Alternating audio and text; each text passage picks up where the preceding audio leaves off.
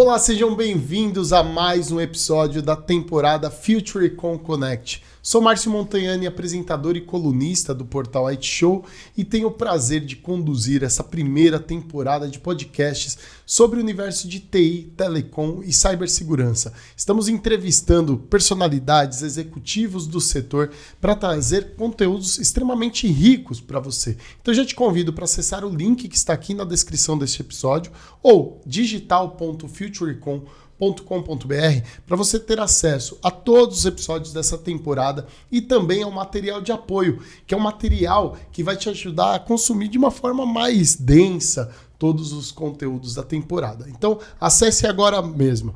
E hoje vamos falar aqui sobre satélites LEO, conectividade, estratégias, uma série de questões e tenho ao meu lado Fábio Alencar e Leandro Gaunzer. Pessoal, quero primeiro agradecer pela disponibilidade de vocês e abrir aqui para as apresentações iniciais.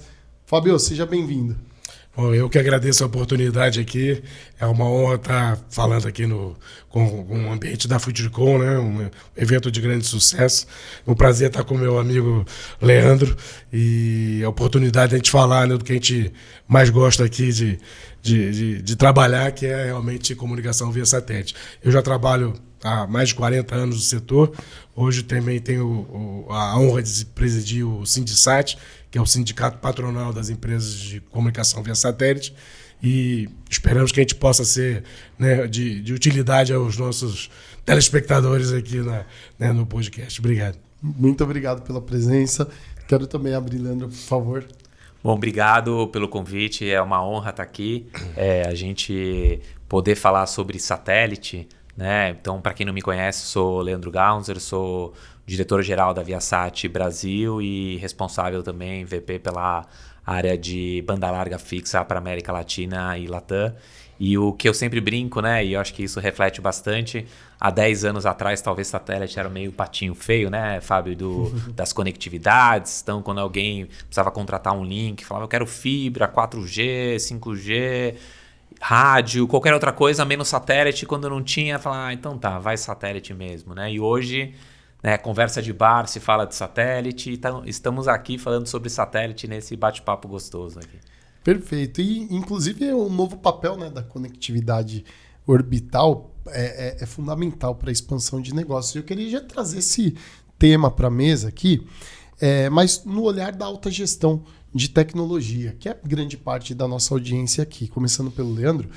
Como você enxerga, né, os satélites LEO são, de fato, uma peça fundamental, relevante, né, para essas estratégias de expansão das empresas, especialmente fora de grandes centros, e como que você entende essas tendências de hoje para o futuro, enfim?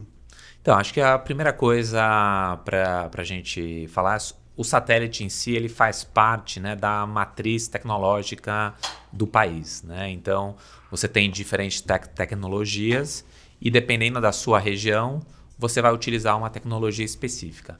Normalmente, o satélite é utilizado nas regiões mais remotas, né? Nas regiões onde você tem uma baixa densidade demográfica e você não tem outro tipo de conectividade, por exemplo, uma fibra ou 5G. É aí que, na maioria das vezes, se utiliza o satélite. Em alguns casos, também se utiliza o satélite em grandes centros como uma solução de backup, né? Talvez de segurança, tem uma redundância, né? Então, o satélite LEO, acho que ele vem a agregar o que já se tinha com as outras tecnologias de satélite, né? Então, ele traz algumas características diferentes do satélite GEO, né? Só para tentar ajudar aqui a audiência a entender o que é um satélite GEO, o que é um satélite LEO, né? Um satélite GEO, que a gente chama, é um geoestacionário, ele está a 36 mil quilômetros de distância da Terra e ele fica rodando junto com a Terra. De 2 mil a 36 mil, certo? Normalmente o geoestacionário ele está na órbita, né? Por isso que ele chama geo, e você tem outras altitudes em que você vai ter o MEO, o LEO, que são média órbita ou baixa órbita, né? Então, no caso da baixa órbita, ele está muito mais próximo, varia aí de 500 quilômetros, pode chegar até cerca de 1.000 quilômetros, de distância da Terra, e o grande benefício que ele traz é a latência que a gente diz. Então, como ele está próximo da Terra, a comunicação que vai até ele e volta é mais rápido, e isso traz um benefício para algumas empresas que têm algumas aplicações mais sensíveis à latência, né? Então, acho que esse é o grande valor, pensando nas empresas que antes precisavam de algumas aplicações sendo utilizadas e o satélite GEO não complementava, não entregava isso direito. Então, o que eu vejo é que a combinação das tecnologias é algo muito importante para as empresas, porque elas podem utilizar conforme a necessidade. Até antes de entender essa combinação que você está vendo na movimentação, eu queria entender com o Fábio quais mudanças estruturais mais relacionadas ao perfil das demandas que você tem observado no mercado, que os clientes estão buscando mais esse tipo de tecnologia. O que está alterando esse tipo de demanda? Eu acho que, de novo, né, tecnologia normalmente ela não gera demanda, né? Ela veio para atender uma demanda já existente que estava, de alguma forma, adormecida ou não estava bem atendida, né? Então, lembrar que a gente está num ambiente, né, que começou agora com 5G, mas vai continuar com 6G e vai seguir certamente evoluindo, que é você precisar estar conectado o tempo todo. Então, a gente não tem essa noção ainda do que é estar conectado o tempo todo, né? A gente trabalha ainda com as conexões, sejam fixas, sejam móveis, né? Em certas localidades de cobertura. Se você for olhar geograficamente, né? Muitas áreas ainda são no Brasil não atendidas. E o satélite tem exatamente essa característica de poder atender em qualquer lugar, independente de uma rede que tenha que se, né, estendida, né, por um longo período, por um longo trecho, né, que às vezes esse trecho não tem nenhuma demanda e você tem um uso ineficiente da rede. Então, a demanda ela agora está cada dia mais crescendo. A gente vê nossas vidas práticas, né, e cotidianas, que a gente não vive mais sem um GPS, não vive mais... meus filhos em casa não sabem pedir comida sem ser no iFood, né? Então, assim, a necessidade de estar conectada, ela deixa de ser um luxo, ela passa a ser realmente uma necessidade. E o satélite ele encaixou bem, né? Como o Leandro falou, né? As novas tecnologias, como o Léo, trouxeram ainda mais visibilidade, mais alcance a algo que a gente já estava fazendo e pode fazer ainda mais, né? Com todas as tecnologias que estão no mercado. Mas o que muda, na verdade, é a necessidade de conectividade, por exemplo, as aplicações em IoT e tudo que o novo mundo, né, que você precisa dessa conectividade, e também uma conectividade confiável. Você não pode mais... antigamente, não vou aqui falar, mas eu pegava o carro do Rio para ir para Petrópolis, falando com a minha mãe, caiu umas 5 vezes, né, a ligação na estrada. Isso é algo que exatamente os operadores trabalharam para resolver, mas agora vai muito além da estrada, né? Você tem que estar realmente em qualquer lugar. Eu brinco, né? Não poder deixar ninguém para trás. E o satélite permite exatamente isso, de você, no meio da Amazônia, qualquer região, você ter esse atendimento. Então, a tecnologia pode existir, mas ela sempre tem que estar com preço compatível com com o benefício que ela traz para o usuário.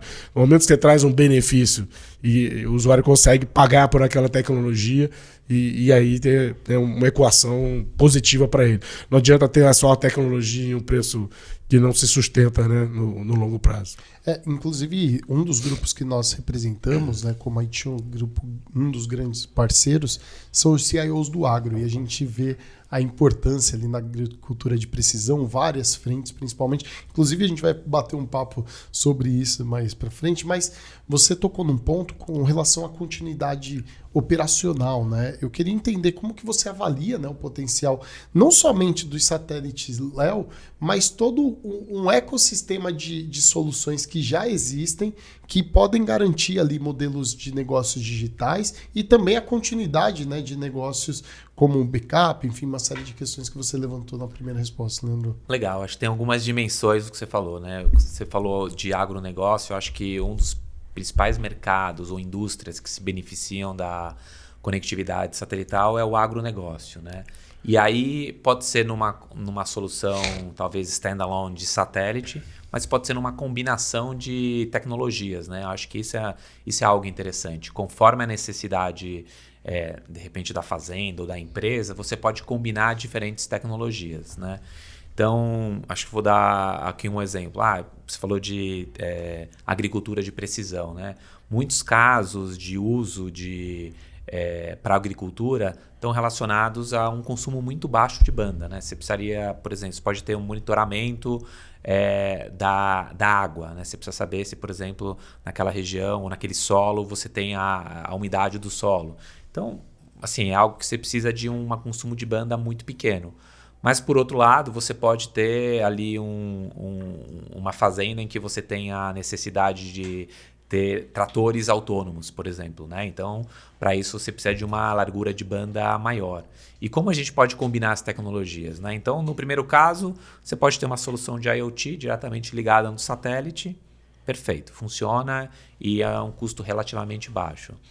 No outro caso, onde você precisa cobrir uma área muito maior, você pode fazer ou você pode ter o trator conectado ao satélite, essa é uma opção, mas você pode fazer uma combinação de tecnologia. Muitas vezes a gente pode ser uma rede pública ou inclusive uma rede privada, que eu acho que era um dos episódios aí que foi gravado aqui também, falando sobre redes privadas, em que você pode ter o satélite como um backhaul, com uma tecnologia que chega, e a partir dali você abre a última milha com diferentes tecnologias. Pode ser uma tecnologia de 4G, você pode abrir por Wi-Fi e a partir dali você ilumina aquela região e cobre de uma maneira em que você não precise ter, por exemplo, uma solução 1 a 1. Vai depender muito do tipo de uso e vai depender muito do investimento que aquela fazenda está disposta a fazer ou daquele negócio está disposto a fazer.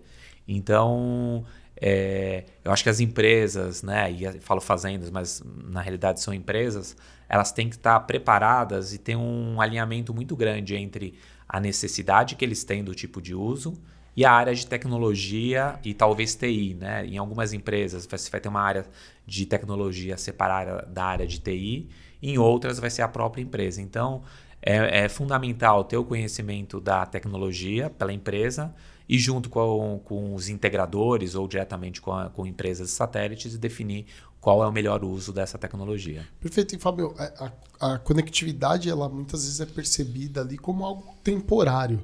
E pelo que o Leandro está pontuando, essas soluções, eu posso dizer, híbridas, né?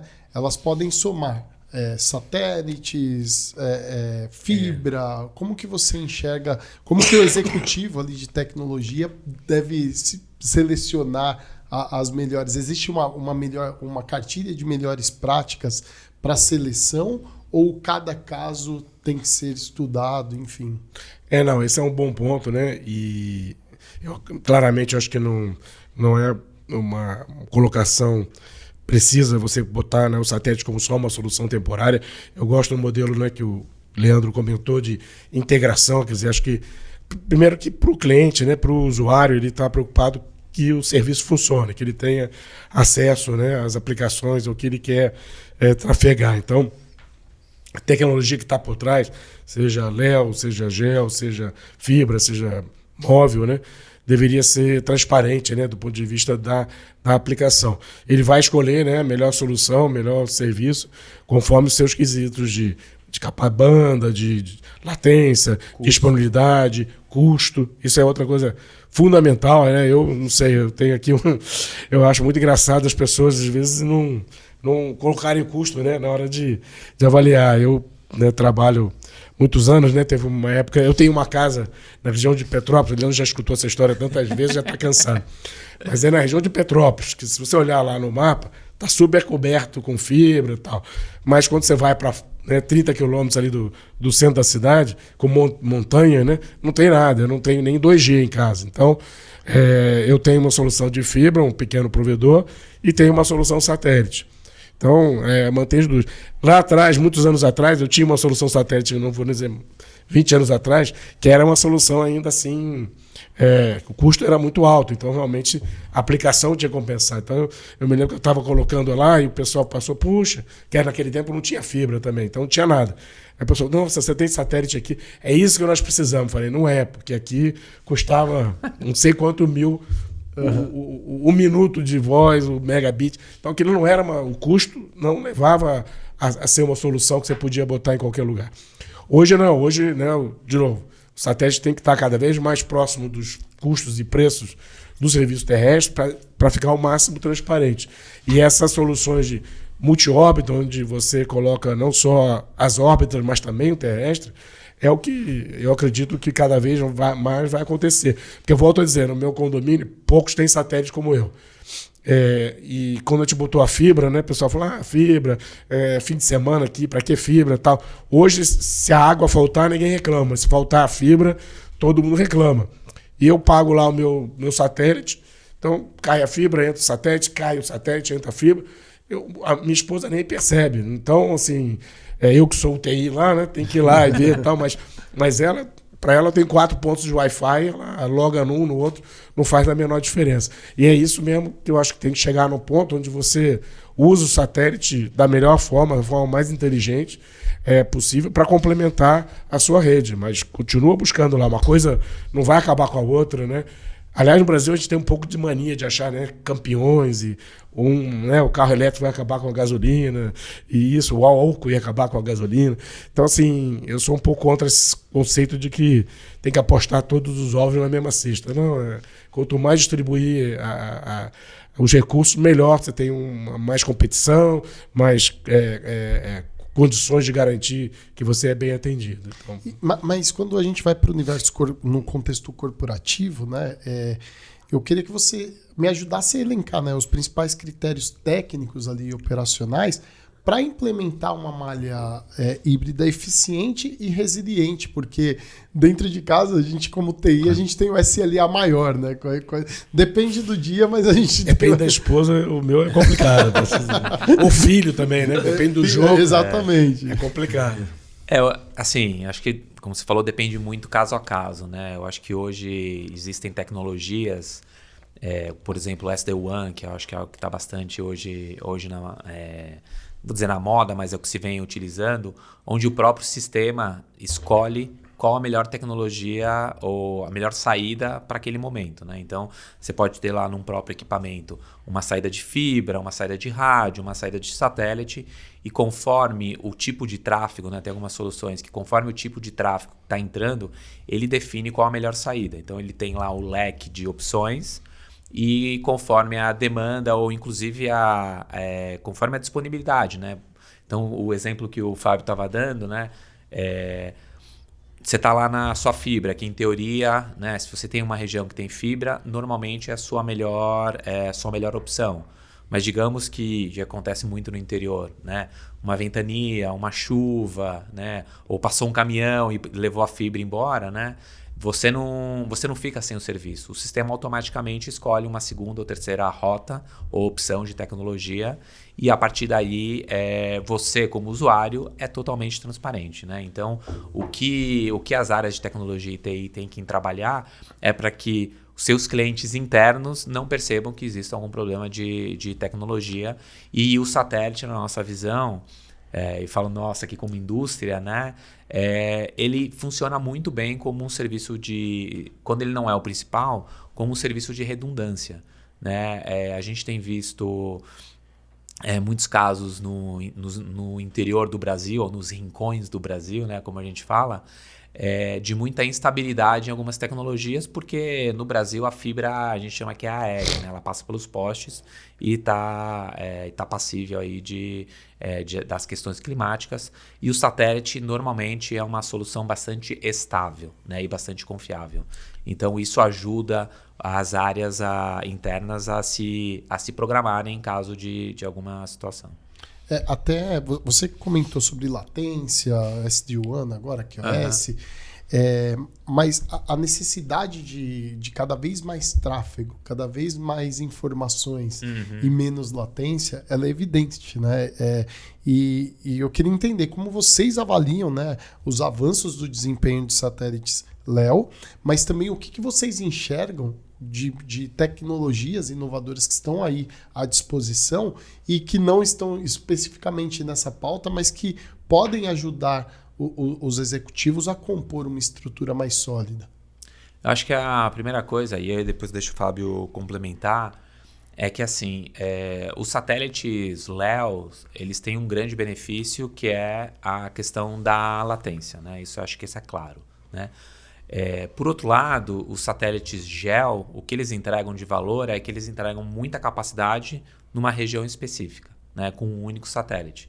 Então, se você pensar de uma maneira que um satélite, né, pega numa região onde um satélite ou uma constelação de satélites LEO já está cheio, ele precisa lançar uma quantidade enorme de novos satélites para aumentar a densidade completa, e isso vai ao longo do globo. Enquanto um satélite GEO, ele é mais benéfico para situações de streaming, para situações de alto tráfego, onde você tem uma baixa sensibilidade à latência, né? Então, eu já tive algumas discussões com algumas pessoas que falam assim, não, para a gente é muito bom um satélite LEO, né? Eu falo, mas por quê? Qual o seu tipo de uso? Eu uso IoT. Não, IoT você não precisa, né? Você vai mandar uma mensagem a cada... Mas é uma dúvida comum do executivo? Porque talvez seja a dúvida de alguém que está ouvindo a gente aqui, até para você entrar um pouco mais nesse detalhe, como que você ajuda nesses casos? Então, vou dar um caso, acho que bem clássico, né? Uma pessoa que vai fazer streaming, né? Seja qualquer tipo de streaming. Não é sensível à latência, né? Então, pensa assim, você vai assistir um filme, né? Ele pode demorar talvez meio segundo, 1 segundo para carregar. A partir daquele momento é totalmente transparente, né? Já quando você está numa videochamada em que você tem muita interação, por exemplo, a latência ela é muito mais sensível e se percebe.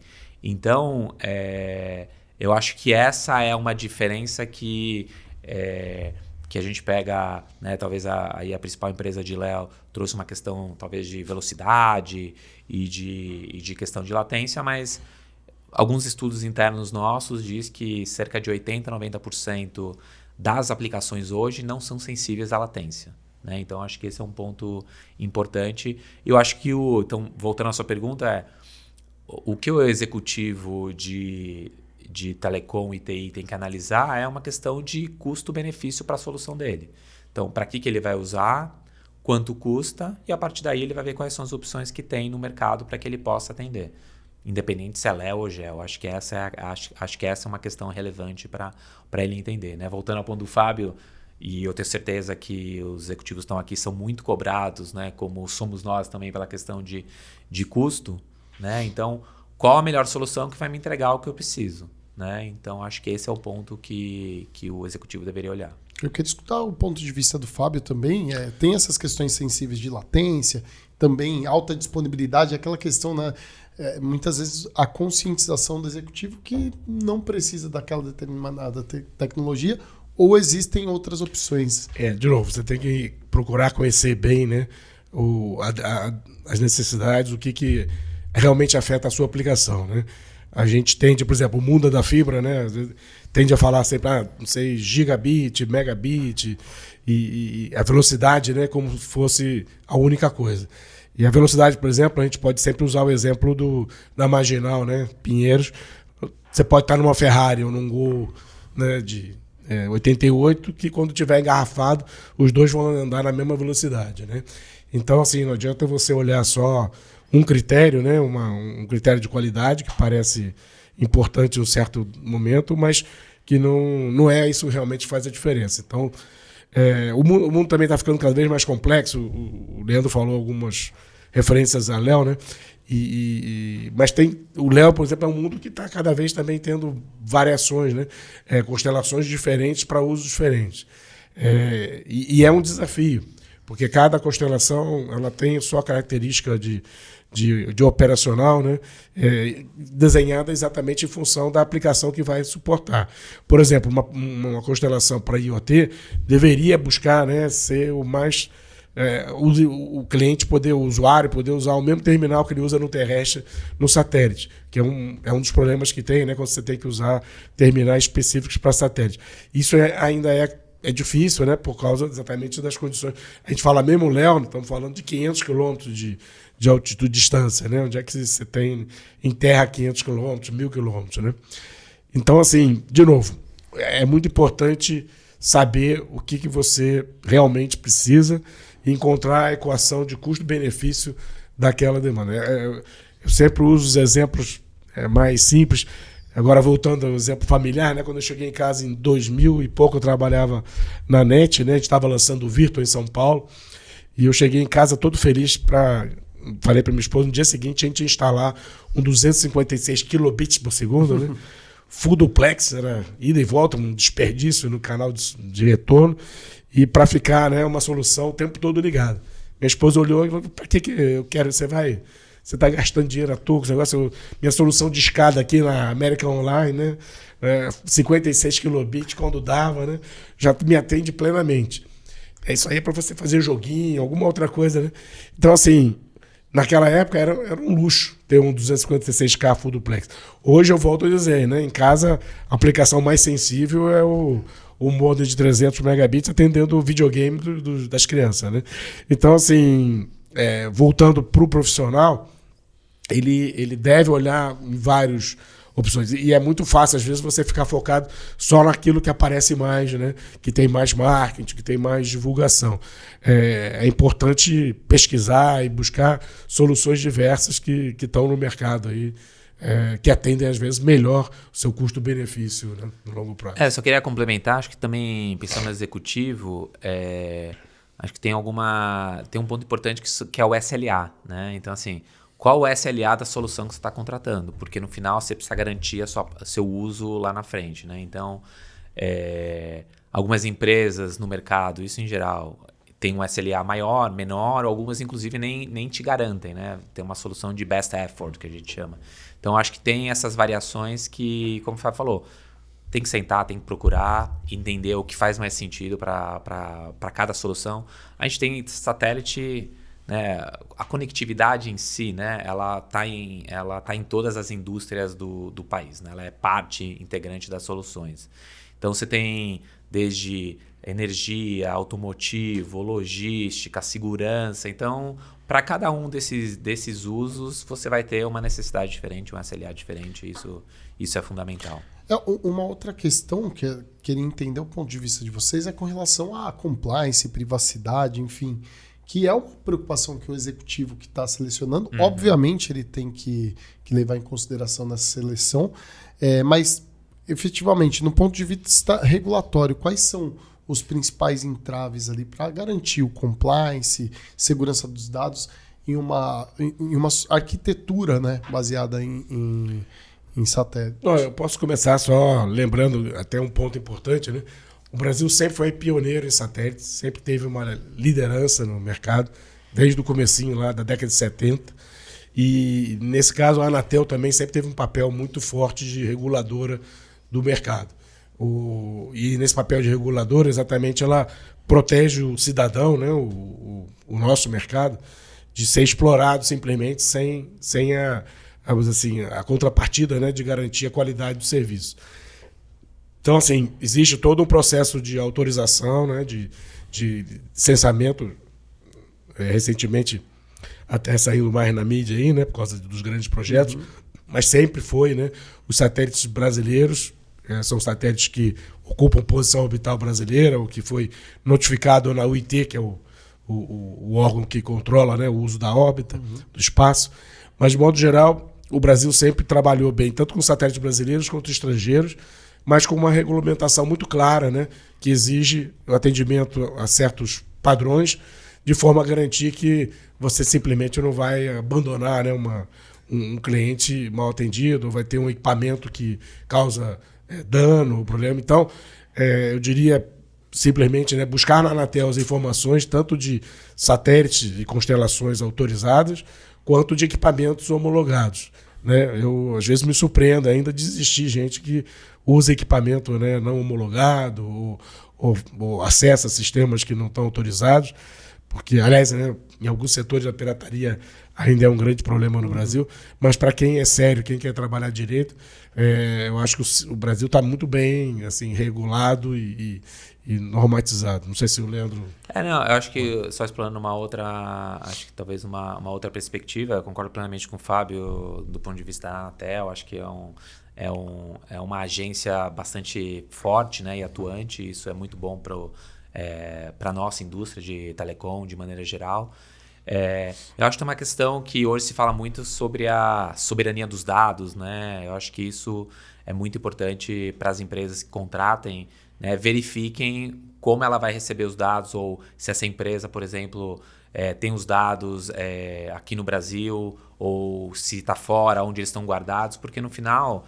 o que trafega, né, são informações confidenciais, podem ser informações confidenciais ou não da empresa, né, e isso precisa ter esses acordos muito bem claros do ponto de vista contratual para evitar seja vazamento de dados ou seja um mau uso dos dados, né? Eu acho que isso... Só complementando até, nós dois representamos empresas, né, por exemplo, que tem uma presença sólida aqui, robusta, né? A gente viu recentemente casos aí, né, de que a justiça brasileira vai procurar o culpado ou vai pedir para alguma ação ser tomada e você não sabe nem onde está, né? Que botão desligar, né? Aqui, né? Nós somos responsáveis, né? Acho que o Leandro também. Eu já falo sempre lá para minha esposa, pode levar lá o chocolate na cadeia, porque se a gente não fizer isso aqui, eu sou preso aqui, né? Então, exatamente. Então, assim, não é... Eu, como cidadão, acho muito importante isso. Eu trabalhei já na Embratel na época de estatal, trabalhei no mercado empresa brasileira, trabalho hoje numa multinacional, mas defendo plenamente todas as condições que a gente tem adotado aqui para garantir que o cidadão brasileiro, seus dados agora e em outras áreas também de privacidade, tudo, sejam preservados e garantidos. Você deixar simplesmente ser transparente, né, e tudo passar por aqui como se o mundo fosse gerenciado de uma superpotência qualquer, não seria, né, o melhor cenário para o nosso mercado. E até aproveitando, né, a vivência de vocês em diversos países, né, qual é o grau de maturidade do Brasil, né, com relação à América Latina, para escalar soluções de conectividade orbital? Qual é o nosso grau de maturidade? Eu acho que a gente tem um grau bem avançado. Eu acho que as discussões que acontecem, né, principalmente liderado pela Anatel e o Ministério das Comunicações, são discussões bem profundas, né? A gente participa de algumas como empresas ou como parte do sindicato de empresas satélites. E existe uma grande preocupação. E a Anatel é reconhecida como uma das agências mais atuantes aí do mercado, não só no mercado brasileiro, mas quando a gente fala de UIT, que é o órgão internacional que tem discussões sobre telecomunicações, o Brasil é reconhecido como um dos mais atuantes, né? Então, eu não tenho um conhecimento específico para comparar o Brasil com outros países, né, dessa forma, mas o que eu posso dizer é que o Brasil é um dos países mais atuantes do ponto de vista de regulamentação, de posicionamento, da questão da digitalização ou inclusão digital, inclusive de políticas de inclusão digital. O Brasil é uma das referências quando a gente fala em quantidade de escolas conectadas, de conectar o cidadão. Então, eu vejo o Brasil como parte bem atuante e com uma maturidade... Não tenho como dizer mais alto ou mais baixo, mas acho que é um país bem maduro desse ponto de vista de discussão. Não, perfeito. Estou complementando o Leandro, né? Perfeito, e eu diria realmente que assim, o Brasil tem uma liderança latino-americana, né? Porque não só o trabalho todo da Anatel, dos operadores aqui, mas o mercado é muito grande, né? Então, o mercado brasileiro, o satélite sempre foi uma solução muito demandada desde a época de televisão. Então, se você olhar as grandes empresas de uso de satélite, o Brasil sempre foi pioneiro e sempre foi líder no volume, né? Não é à toa que nossas empresas têm sede aqui e operam aqui. Isso continua, né? Isso continua crescendo. Cada vez mais novas aplicações são feitas aqui. Inclusão digital, acho que é um bom exemplo, né? Maravilhoso aí do sucesso. A própria Viasat, trabalhando com a Telebrás, teve há muito tempo, e isso já vem antes até de outras empresas trabalhando no mesmo projeto faz anos. E os números são assim: você chega aqui no Brasil, você vai ter 20 mil estações, 50 mil estações num projeto desse.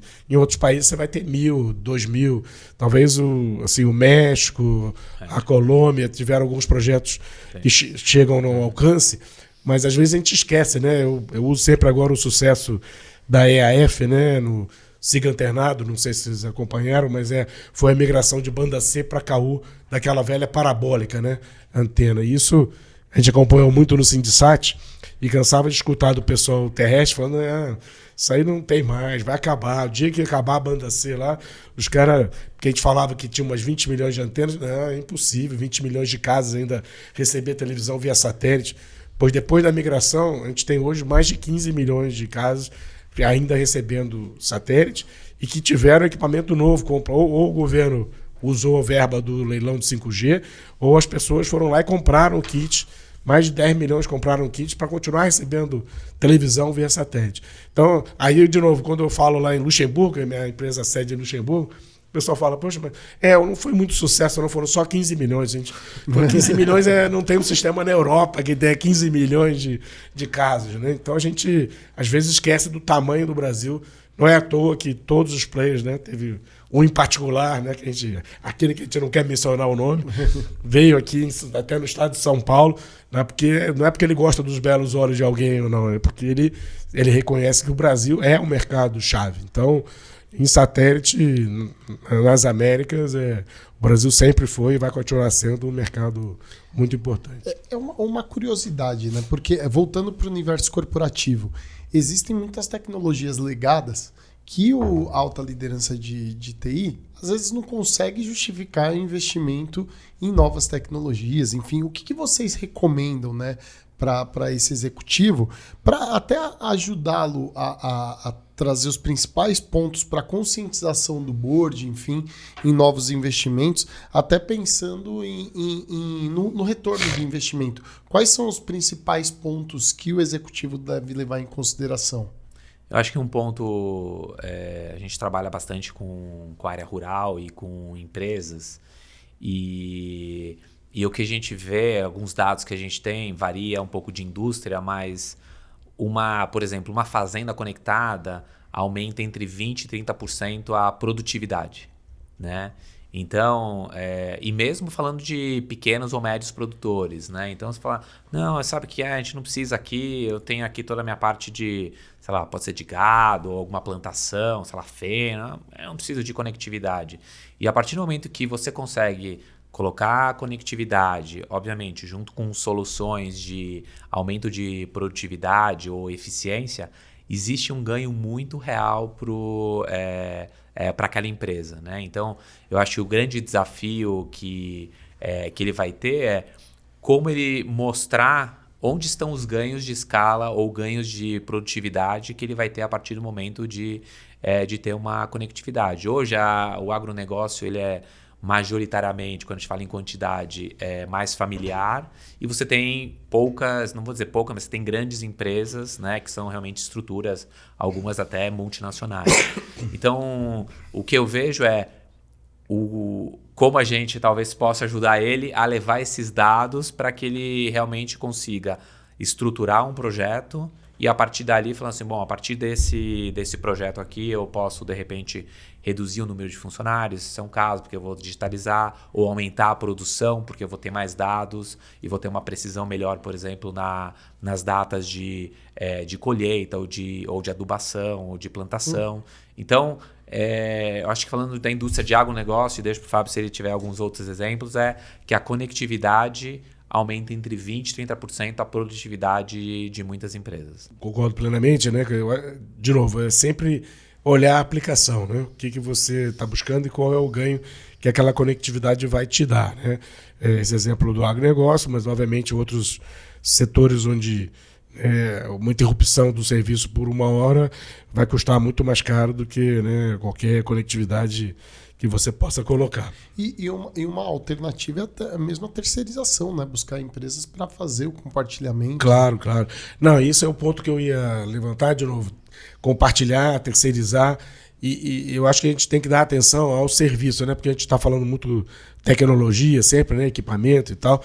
Mas, de novo, a questão de serviço é muito importante, porque ela no final do dia que vai te dar o SLA, né? Então o equipamento não vive para sempre, né? Não opera sozinho. As redes de manutenção, elas são fundamentais, né? Quer dizer, o atendimento, pronto atendimento do provedor.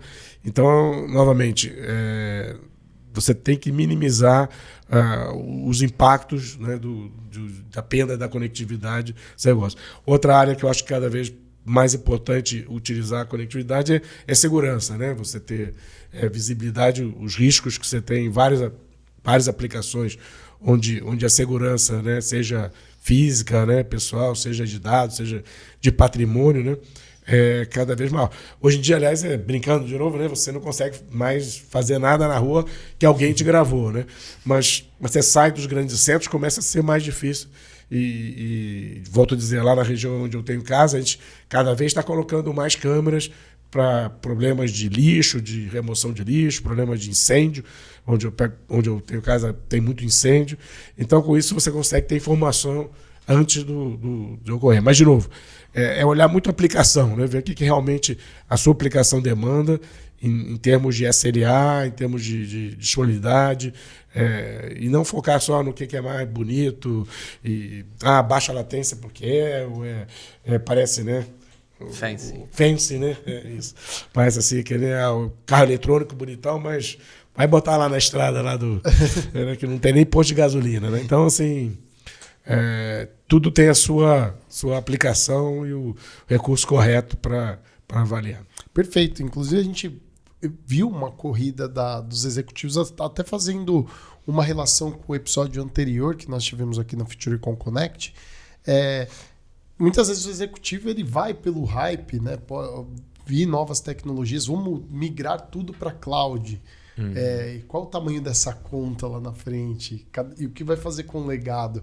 Então ficou clara essa necessidade. Inclusive eu te convido para você acessar o link que está aqui na descrição deste episódio ou diretamente digital.futurecon.com.br para ter acesso a todos os episódios dessa primeira temporada FutureCon Connect, que trazemos os principais pilares de conteúdo da FutureCon 2025 em podcasts. Então você vai ter acesso a toda a série e também aos conteúdos complementares, que são matérias, artigos, também uma cartilha de melhores práticas em diferentes frentes do universo de TI, telecom e cibersegurança. Acesse também itshow.com.br para conferir todos os materiais complementares. Bom, vindo aqui para o nosso último bloco do podcast, eu quero falar sobre o futuro da conectividade, tendências, inovação.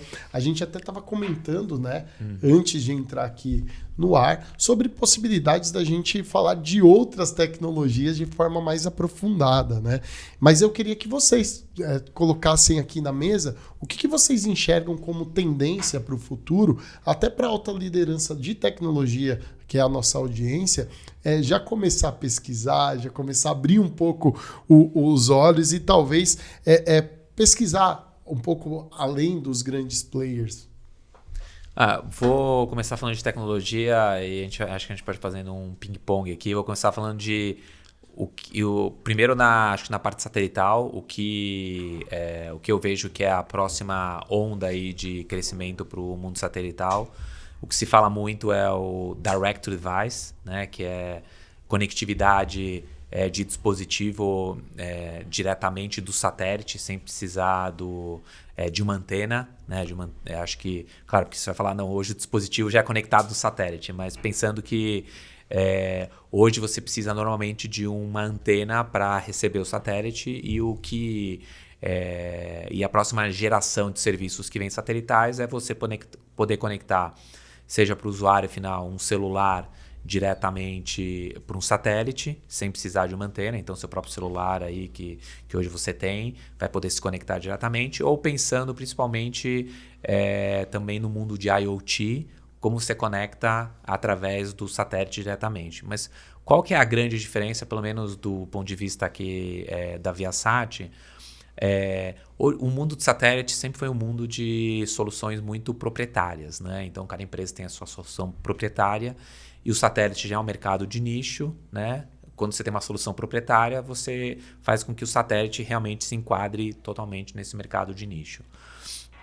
O caminho da tecnologia que a Viasat vê é a junção do mercado móvel, que é um mercado massivo de bilhões de equipamentos no mundo, com o mundo satelital, que é um mercado pequeno, né? Então, a nova geração de Direct-to-Device, que a gente chama da Viasat, ela vai seguir o protocolo do 3GPP a partir do release 17. Ou seja, um fabricante ou o ambiente que hoje está focado em desenvolver serviços para as operadoras, né, ou para os fabricantes ou operadoras móveis, que tem esse volume inteiro, agora vão poder desenvolver equipamentos que também vão ser compatíveis com o satélite. Então, na nossa visão, essa vai ser uma grande evolução a futuro, e pensando em todas as indústrias, né? A gente pode falar de soluções de IoT, pode falar de soluções de conectividade em carros, né? Pensa os carros conectados hoje, né? Eles são conectados quando eles estão dentro da rede de cobertura terrestre, né? Eles estão lá conectados. Quando saem, fica sem conexão, né? E acho que um dado interessante é que, segundo dados da Anatel de 2024, somente 18% da área geográfica do país hoje é coberto por redes móveis, né? Claro, quando você fala em população, a gente está falando de 95%, 96%, mas, né, nesses translados que a gente faz, né, pega o carro, vai para um certo lugar, a gente vai passando por algumas áreas de sombra, né? Então, acho que a grande hype que a gente vê que vai acontecer, e ela tem um negócio por trás, é a junção das redes terrestres, que a gente chama, com as redes não terrestres.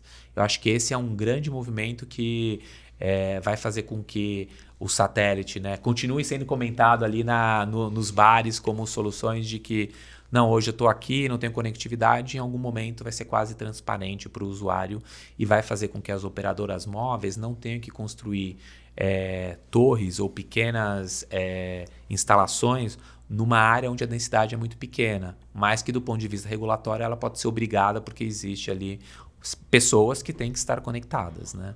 Então, eu acho que esse olhando para a indústria satelital, eu acho que é uma grande inovação que já está começando esse ano. A Viasat já tem a solução, a gente já comunicou, mas que isso vai crescer muito no mundo inteiro. Bom, pegando o gancho do Leandro aqui, eu concordo plenamente, eu sou um grande defensor dessa integração, né, das redes, né? Eu acho que tem que ser cada vez mais. Com certeza, nós como usuários, né, e vale para o mercado corporativo, não queremos ficar usando devices, né, ou dispositivos específicos para cada rede que você vai se conectar. Imagina se você tivesse que ter vários celulares para a Node B de fabricante A, B, C. Então, esse é um grande passo. Acho que, com certeza, é um caminho importante. O outro, talvez, a gente pode puxar aqui algo, falando tecnologia para o futuro, né? É mais computação, mais memória, é mais o edge computing, né? Porque eu acho que qualquer rede, isso vale não só para o satélite, mas vale para todas as redes, a capacidade, a gente está acostumado ainda no mundo, a fibra, né, nos deu um ambiente onde você podia praticamente ser ineficiente no uso da banda, porque é tanta banda que você fala, não preciso, né, 300 mega, bota na fibra lá, ilumina e tal. Mas o uso da banda é tão grande cada vez mais e vai...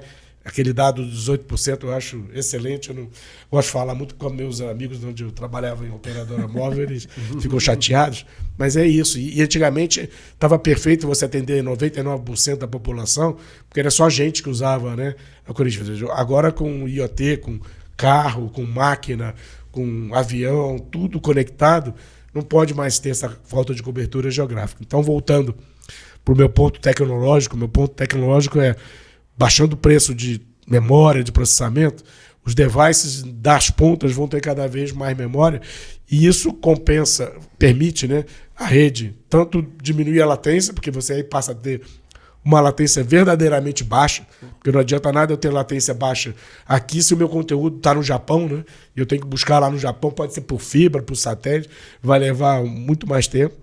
Mas aí você não só diminui a latência, como você também diminui a necessidade de tráfego na rede. Volta para o meu exemplo da marginal congestionada, né? Se todo mundo tiver que passar na marginal, chega uma hora que não adianta botar mais faixa. Então vamos, né, fazer o pessoal não sair do bairro, né? Ficar lá, poder ficar no bairro. Então, o Edge Computing acho que é outra linha.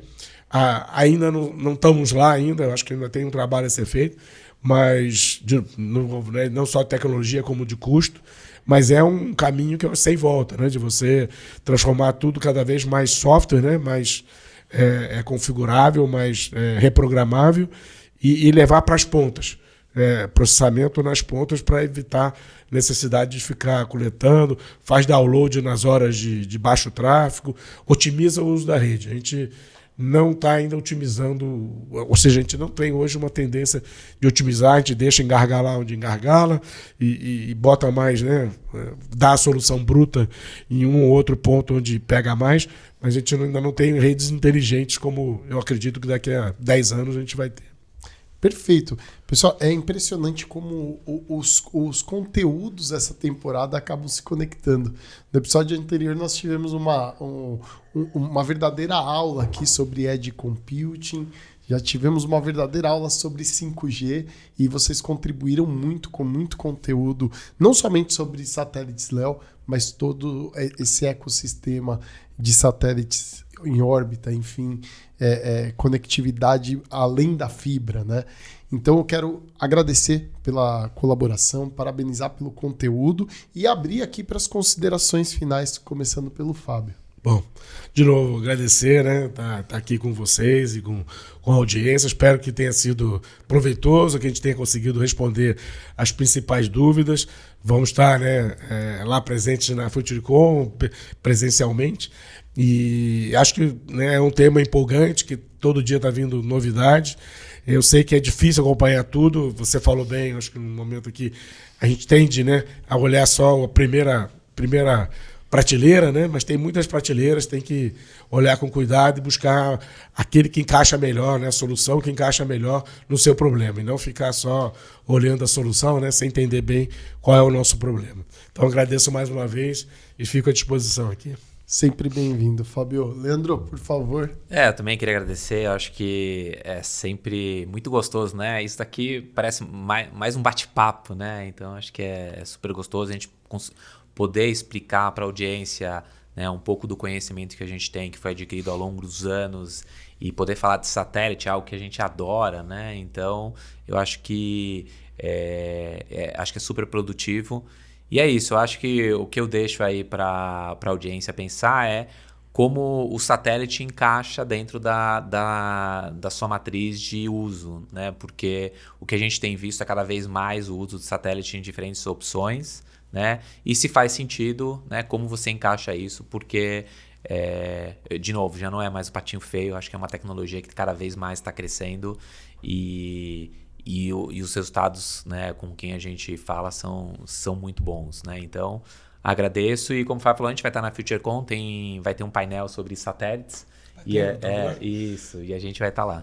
Legal, sejam sempre bem-vindos. Agradeço você também que acompanhou nosso episódio até o final e te convido mais uma vez para acessar digital.futurecon.com.br e itshow.com.br para ter acesso a todos os materiais e a temporada FutureCon Connect.